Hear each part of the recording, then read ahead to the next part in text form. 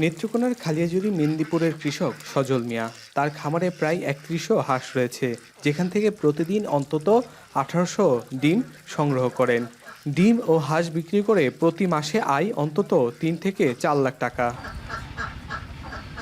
সজলের মতো হাওরের বিল ও খামারের পাড়ে অনেকেই তৈরি করেছেন হাঁসের খামার। আগে শুধু শুকনো মৌসুমে অস্থায়ী ভিত্তিতে খামারগুলো চললেও এখন সারা বছরই চালু থাকে এসব খামার। তাদের পিছনে আপনার দৈনিক ২২,০০০ টাকা খরচ আছে। ডিম দিয়ে গেলে তো দানের চেয়ে লাভ হয়। ১৮০০-১৯০০ মতো ডিম দিতেছে। মোটামুটি ভাবে সব দিক দিয়ে আমরা হাঁসের মধ্যে লাভবানটা বেশি। হাঁসের লাভমান মোটামুটি ভালোই চলতেছে, ইনকাম আগের থেকে অনেক বেশি। ধানের থেকে হাঁস লালন পালন অধিক লাভজনক হওয়ায় হাওরপাড়ে দিন দিন জনপ্রিয় হয়ে উঠছে হাঁসের খামার। এতে স্থানীয়ভাবে যেমন পূরণ হচ্ছে আমিষের চাহিদা, তেমনি দেশের বিভিন্ন স্থানে যাচ্ছে এখানকার হাঁস ও ডিম। এতে চাঙা হচ্ছে হাওরপাড়ের অর্থনীতি।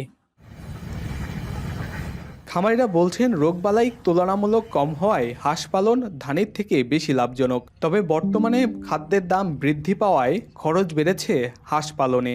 খরচ অনেকই এমন আছে আপনার ২০ মণ ধান কিনলে ১৫,০০০ টাকা, আর এই যে ১০টা বস্তা যদি ৩,০০০ টাকা হয়ে হতে অনেকটি টাকা না।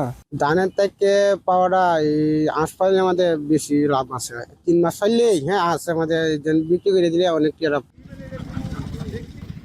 সরকারিভাবে জেলায় হাঁসের একটি হ্যাচারি তৈরি করা হয়েছে, যেখান থেকে সুলভ মূল্যে হাঁসের বাচ্চা সরবরাহ সহ বিভিন্ন সুবিধা দেয়া হচ্ছে বলে জানান জেলা প্রাণী সম্পদ কর্মকর্তা। ইতিমধ্যে আমাদের এলডিটিপি প্রজেক্টের মাধ্যমে হাঁসের পিজি গ্রুপ তৈরি করেছি এবং সেই সমস্ত পিজিকে প্রশিক্ষণের মাধ্যমে খামারিদের আধুনিক প্রযুক্তি সম্পর্কে তাদের জ্ঞান লাভ করার সুযোগ হচ্ছে। নেত্রকোনায় ছোট বড় মিলিয়ে ৬১৭টি বাণিজ্যিক হাঁসের খামার রয়েছে, যেখানে প্রায় ১০ লাখ হাঁস রয়েছে।